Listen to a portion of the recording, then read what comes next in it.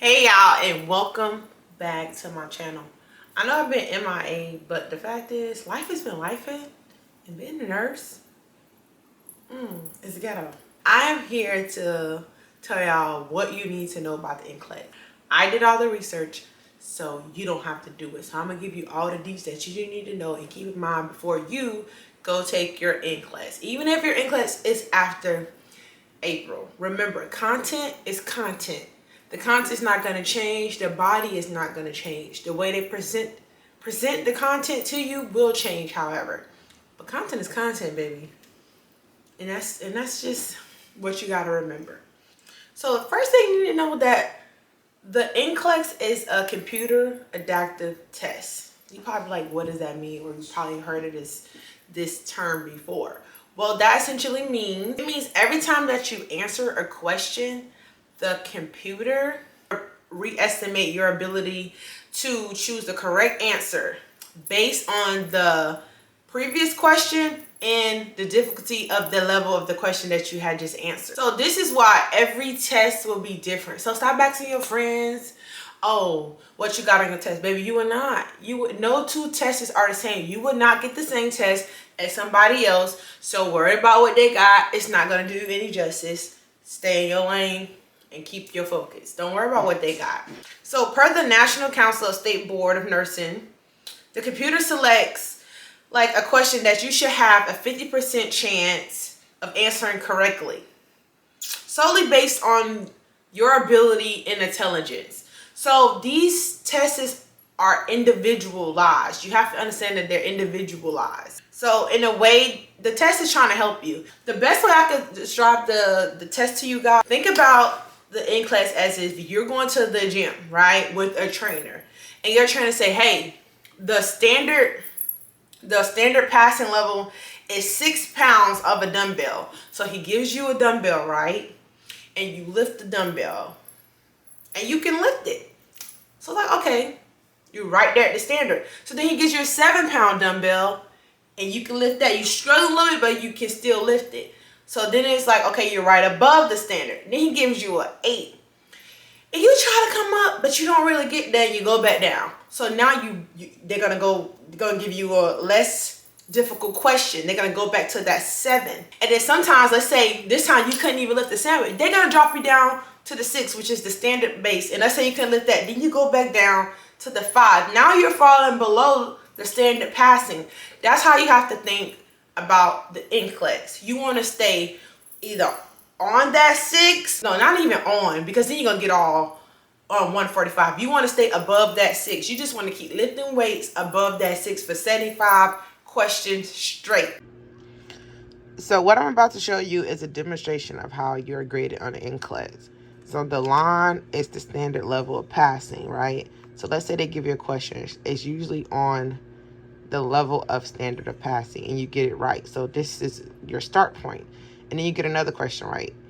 And so as you start to get questions right, you start to deviate above the standard level of passing. And this is exactly where you want to stay the entire time in order to pass. But let's say you get more difficult questions, because as you go up, they get more difficult. And you just don't know that question. So you get them wrong. So now you're literally back at the standard level of passing, which is okay. Because if you were at the end of your test here, you would pass because you never really deviated below the standard level of passing.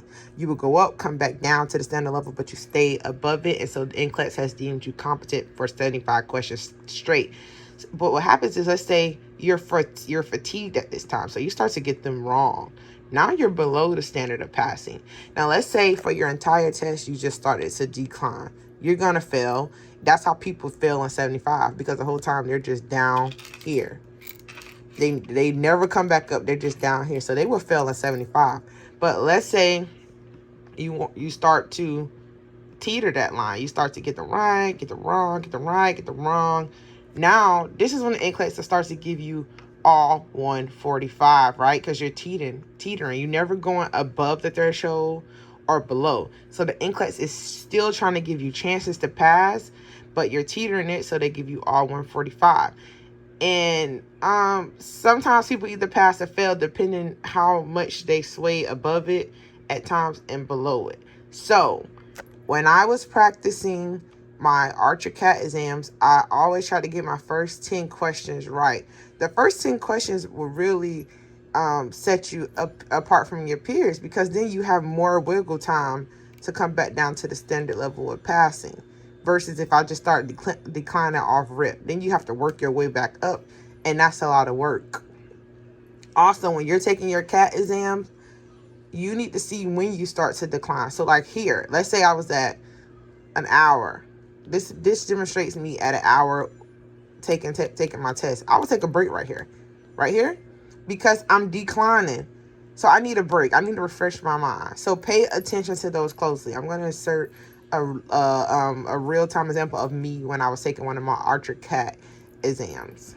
I hope this helped y'all. Not to beat a dead horse or anything, but this is an example of a CAT adaptive exam on Archer. This is actually mine. And as you can see, it gives you a pass or fail. It doesn't get you a percentage. And you get that pass or fail by staying above the standard level of passing. The standard level of passing is in green, and I am in blue.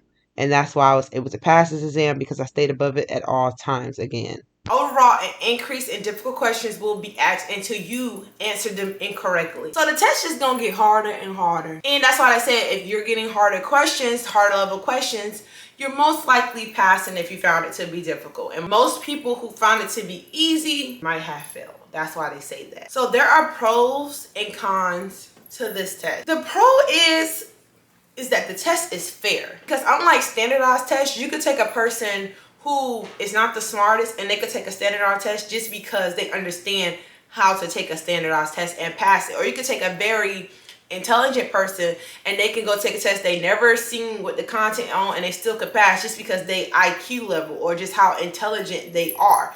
This test is fair because whether you're not that smart or you're up here and smart, it's going to keep challenging you. It's not going to just let the smart person keep getting questions that they could just keep answering and blowing the test out the water. Every time they get a hard one right, they're gonna give them another hard one and a more difficult one. You cannot outsmart the test. You can never be smarter than the test. Per NCSBN says it reduces the number of easy items that high ability candidates receive. Easy items tell little about a high performance candidate's ability. So if I'm a high ability person, meaning I'm an intelligent person, it's going to reduce the amount of easy questions I can answer. It's going to keep challenging me, like I said previously. Now, on the other hand, if I am a low candidate, which means I'm not getting these questions right like a high candidate would, it will reduce my level of difficulty questions. And that's what makes this test fair, whether you want to believe it or not. And the biggest con is that the test is stressful. It wants you to be all you can be, like the army. So I don't know what you want me to tell you. That's just how it is. So ranking. Keep in mind that the Nclex is not only testing your ability and your intelligence, like you're really competing with yourself, which you should always do in life. It's also a competition. Every question you receive, other people don't took that question, right? So the Nclex literally takes a percentage of people who have took it correct and see if you can get it correct. So let's say they had 100 people take the question. 50% of the people got it correct. You take it, you get it wrong. The Nclex is gonna be like, well, that was an easy question because 100 other people took this question and was able to get it right. 50% of them was able to get it right. That means you should be getting that question right. It means it's not that hard if 50% is getting it right. 50% of people who are supposed to be on your same level, who learned the same things as you learned, basically is what it's saying. So that's why it's a competition. So when you're taking those practice tests on Archer or UWorld, you need to look. It'll tell you blank percent of your peers got this right. If the percentage is 40 and below, don't worry too much about it. Somewhere between 40 and 49 is like a gray area. But if you see that 50% and above got that question right of your peers, you need to remediate. Because if you're going to Nclex and you're getting questions that 50% of the people that you're competing with every day, you get that wrong, baby, you're going to be below the passing standard every time. Every time. So you need to be like looking at this test like, I'm trying to blow all y'all out of water, period. You need to beat your peers. So that's what I paid attention the most when I would take my practice test. Like, did I beat my peers? Like, I was in straight GOAT mode, like, smarter than all you. You know what I'm saying? And that's the mentality. You gotta have that mamba mentality. So I did tell y'all I was gonna tell y'all about Archer and UWorld. But the reality of it is there are no similarities between Archer, UWorld, and the Nclex. UWorld is very lengthy. Now it may when it change in April, but as of now, it's not. UWorld structure their questions very lengthy. They give you a lot of information, and the Nclex don't give you that much information. Archer's format and the way they format their questions is very close to the Nclex, but you would not, I repeat, you would not see similar questions. Like, I personally didn't see any similarities in all the practice questions I took, and I took a lot of practice questions. Yes, the way it was broad, the broadness and the straight to the pointness, yes. But as far as seeing the same content, no. So don't get your hopes up high thinking, oh, I'm gonna see this question, I might see. No, them people are very crafty in the way that they present information to you. And that could be discouraging for somebody who is currently studying for their Nclex, because you like, damn if I do, damn if I don't. And now that I've taken the Nclex, I felt that way, because when I was sitting down taking my test, I got no content questions at all. And I was like, I probably could have just came and took this test without studying, but that's not true, because what I've learned through my research, not even through research, or just me asking people their take on, like, going around interviewing people, like, and most people who failed the Nclex, they failed it because of content. They didn't know their content. And so my theory is, you don't know that content, I feel like they're gonna overload you with content questions. But if they feel like you have a good, like, you on that standard, you above that standard passing rate, they start giving you more like critical thinking, management, and prioritization questions. Expect me as a new grad to know what to do in this situation. This is something you would ask a manager that's been managing a nursing floor for some time. I just want to tell you guys, happy studying. You got this. Stick it through.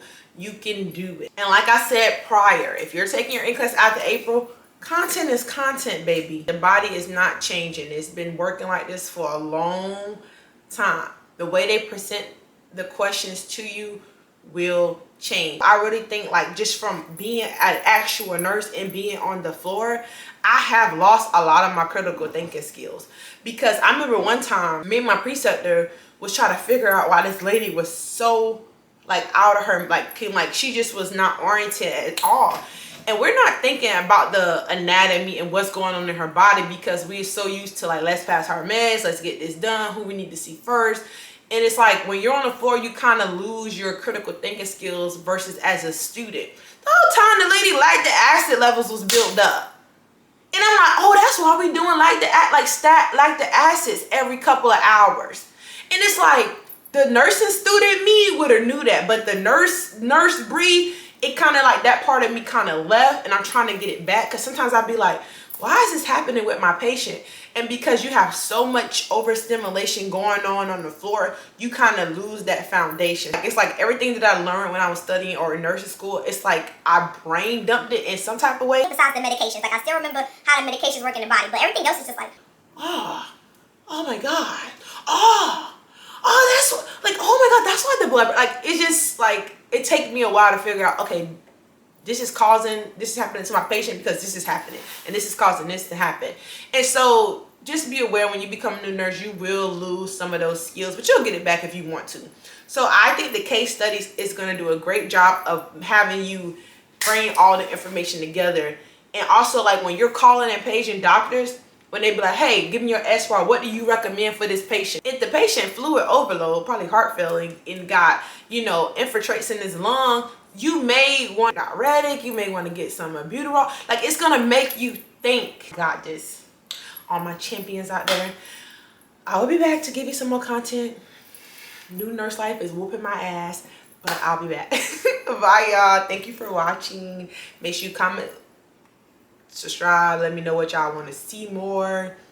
If y'all see me on here slacking, get on my ass, because I need to be pushing out more content.